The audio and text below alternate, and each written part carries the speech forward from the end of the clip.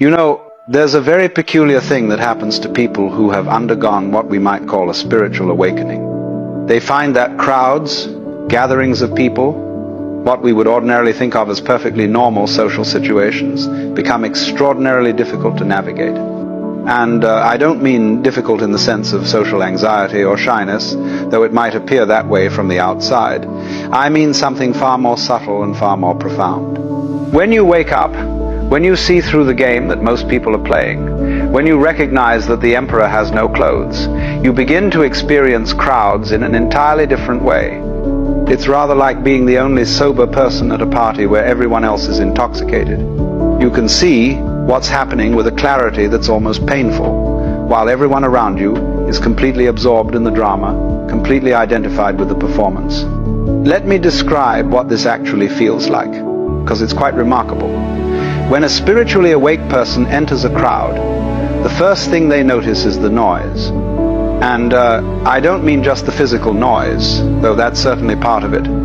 I mean the psychological noise, the energetic noise, the noise of 1,000 different egos, all clamoring for attention, all trying to assert themselves, all desperately attempting to be seen, to be heard, to matter.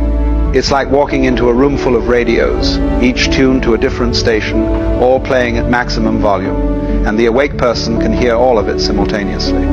They can feel the anxiety radiating from one corner, the anger pulsing from another, the desperate need for validation coming from someone nearby, the performance of superiority from someone else. It's overwhelming in a way that's very difficult to describe to someone who hasn't experienced it. You see, most people are so identified with their own internal noise that they don't notice the noise of others. They're so busy with their own thoughts, their own concerns, their own little drama, that they're essentially insulated from the collective cacophony.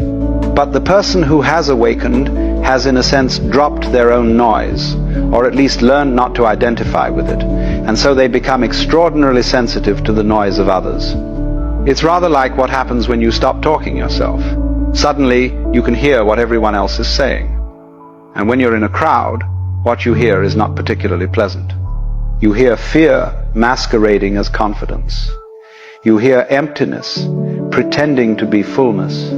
You hear the desperate hunger for meaning, for connection, for something real, all covered over with layers upon layers of social performance. Now, let me be clear about something. The awakened person doesn't judge this. They don't look down on people in crowds and think themselves superior. That would be just another form of ego, another form of separation. What they feel is more like compassion mixed with a kind of existential exhaustion. They can see the suffering so clearly, can see how everyone is trapped in their own little prison of self-concern. And there's a deep wish that people could see what they're doing to themselves. But there's also the recognition that you can't force anyone to wake up, can't rescue anyone from their own illusions. Another thing that happens in crowds is what I might call energetic invasion. You see, most people have very poor energetic boundaries. They're constantly leaking energy and simultaneously trying to take energy from others. This is what most social interaction actually is, though people don't realize it. It's an unconscious exchange, or more accurately, a battle for energy. People try to make themselves feel more substantial, more real, more alive by drawing attention, by dominating conversations, by making others laugh, by impressing others with their accomplishments. The awakened person can feel all of this happening, can sense the constant pull and push of energy, the grasping and the defending, the inflating and the deflating. And because they're not playing this game anymore, because they're not trying to get energy from others, they often become a target. People unconsciously sense that here is someone who has energy to spare, someone who isn't defending themselves in the usual way, and they gravitate toward them, trying to draw from that well. This is exhausting. Imagine being a source of water in a desert. Everyone who's thirsty will come to you, will want something from you, and you cannot serve everyone without depleting yourself.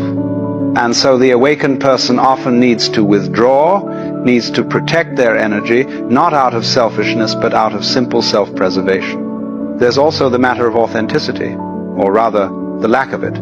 In crowds, people are almost never authentic. They're playing roles, wearing masks, performing versions of themselves, that they think will be acceptable, impressive, worthy of love or respect. And this performance is so automatic, so habitual, that most people don't even know they're doing it.